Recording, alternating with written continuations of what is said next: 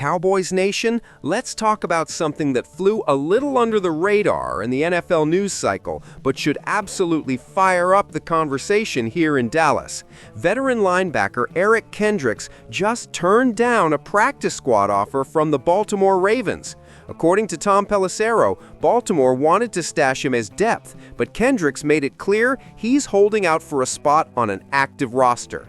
And Cowboys fans, this story hits close to home because Kendricks isn't just any linebacker wandering the free agent market. He's a guy who wore the star last season, played 15 games for Dallas, and made a major impact when this defense desperately needed leadership.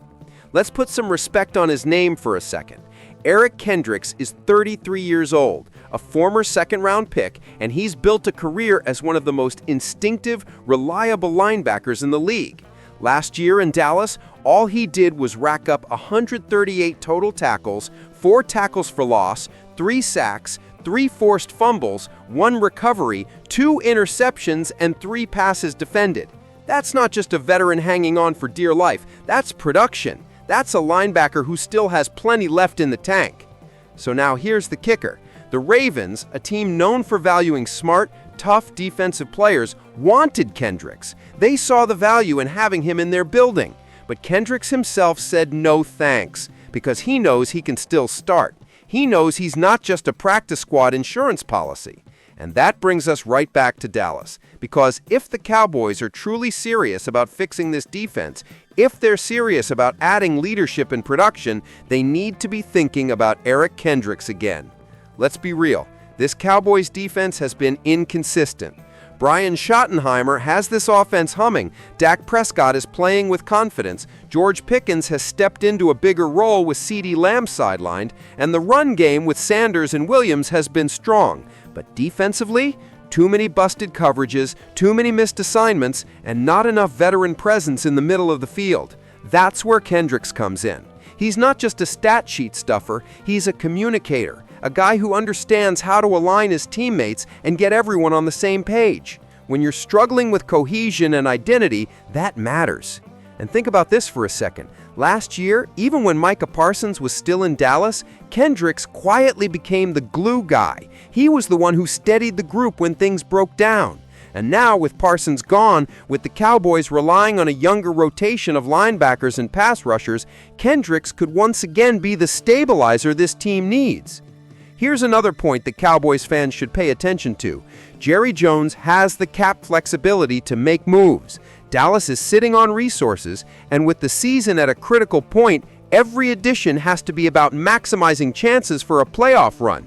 Bringing back someone like Kendricks wouldn't be a flashy blockbuster trade. It would be a smart, calculated move to add depth, leadership, and proven production at a position where the Cowboys have struggled.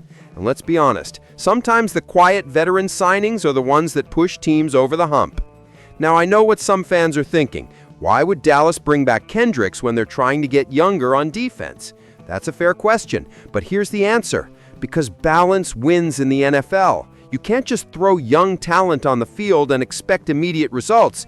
You need veterans who can teach, who can mentor, and who can hold guys accountable.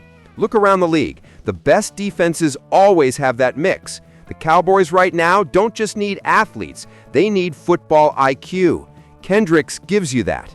And let's not forget, this isn't a guy who's broken down physically. He had shoulder surgery during the offseason, but reports say he's healthy now. He's waiting for the right opportunity. And the fact that he turned down the Baltimore practice squad tells me he's betting on himself. He's saying, I can still start for somebody. That type of mentality is exactly what you want in your locker room.